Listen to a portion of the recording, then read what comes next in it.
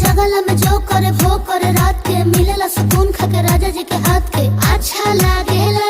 कमर ककरी से भइल काटा हराबा हो गलिया लागेला जान टमा डराबा हो गलिया लागेला जान टमा डराबा हो।